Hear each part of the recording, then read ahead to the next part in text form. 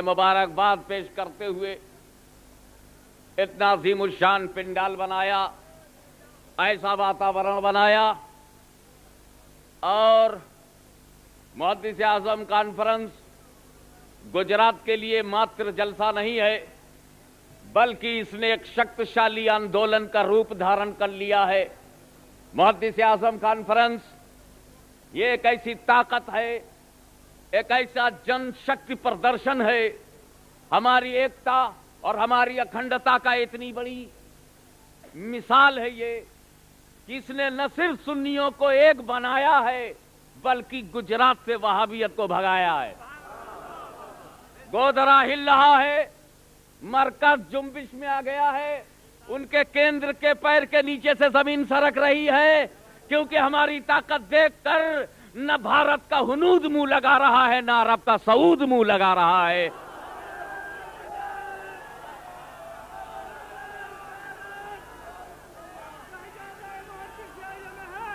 मैं आपको याद दिलाऊं, ये कॉन्फ्रेंस चलती रहेगी और इस कॉन्फ्रेंस की बरकत से मुहद्दिस आज़म के नाम से आज तक गुजरात के अंधकार में प्रकाश फैलता रहा।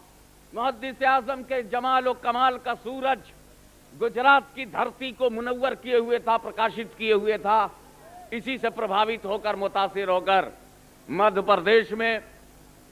प्रदेश में पिछले साल मौलाना सैयद तनवीर अशरफ साहब ने मध्य प्रदेश में चाहा भारत के मध्य में भी ये रोशनी फैल जाए और जबलपुर में मुहद्दिस आज़म कॉन्फ्रेंस हुई, लेकिन फौरन गुजरात ने इस साल के लिए खेड़ा में हमारे भाई इनायत भाई ने, उनके रफाका ने और सैदवाड़े के तमाम लोगों ने खेड़ा में और बड़ौदा में, अहमदाबाद, भरूच, पूरे गुजरात में अपनी मेहनत से, अपने बलिदान से, अपने त्याग से, अपनी तपस्या शक्ति से, अपनी वफादारी से और अपनी भक्ति की शक्ति से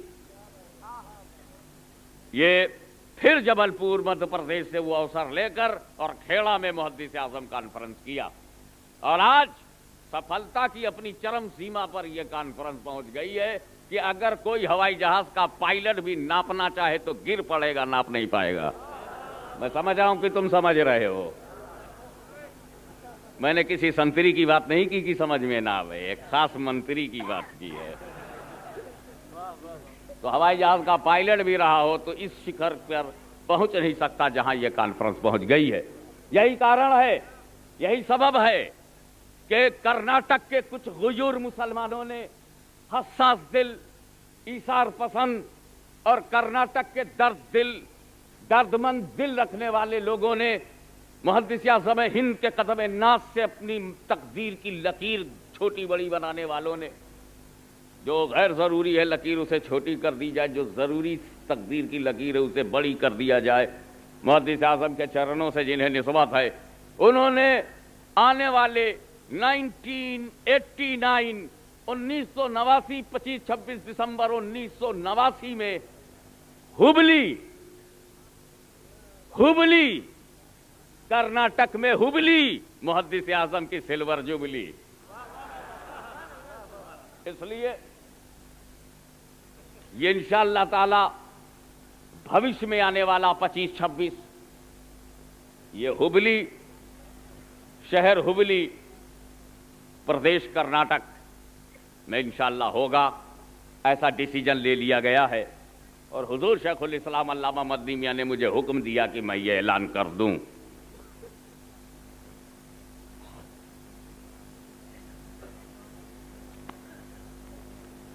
अब आप लोग अपने अपने काम से लौट आए। देखिए, मैं अभी तक नहीं गया हूं, इसीलिए कहता हूं आना जाना इसलिए कमजोर कि मसाना कमजोर।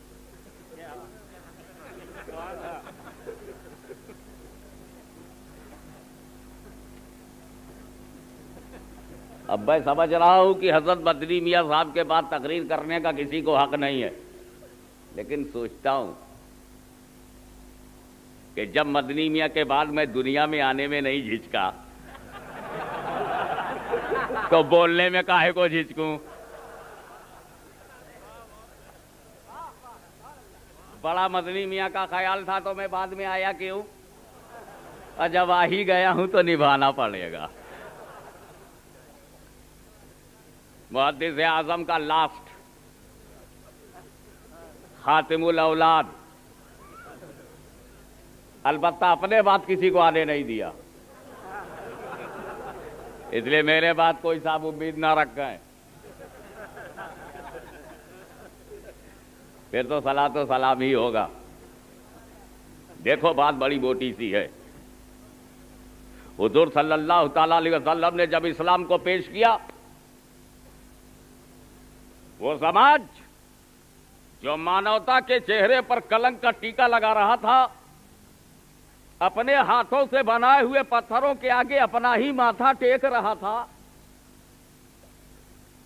जैसे जैसे झगड़ा बढ़े वैसे वैसे माबूद बढ़े। सारे मुशरिकों ने पूजा के लिए एक बुत रख दिया काबा में। अब सब एक बुत पूज रहे हैं, एक ही पूज रहे हैं। दो सरदार टकरा गए, बोले तेरे बुत को मैं नहीं पूजूंगा, मेरा अलग बुत। अब दो हो गए, फिर झगड़ा हुआ तो तीन हो गए। मालूम हुआ कि काफिरों के झगड़े ने बुतों को वजूद बख्शा है। और हम एक ऐसे देश में हैं जहां बुतों की गिनती ही नहीं। और अब तो मैंने ये सुना है कि बुतों का दिल अब उनके यहां नहीं लगता, अब भाग भाग मस्जिद में आ रहे हैं।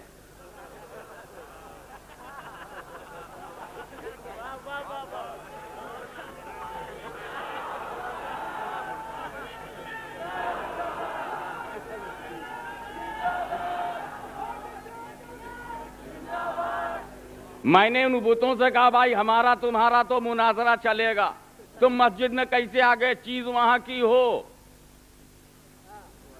जहां के मेहमान हो वहीं रहो, ये तुम आ कैसे गए यहां, और अगर यहां रहना है तो कलमा पढ़ लो।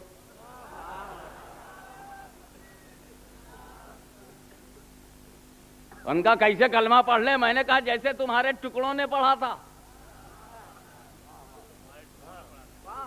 अरे अबू जहल की मुट्ठी में रहने वाले पत्थर कलमा पढ़ सकते हैं तो हमारी मस्जिद में ये बड़े बड़े पत्थर ये कलमा क्यों नहीं पढ़ सकते? कहीं अजान ही के चक्कर में तो नहीं चले आए? जब बुरे माहौल में कंकरियों ने कलमा पढ़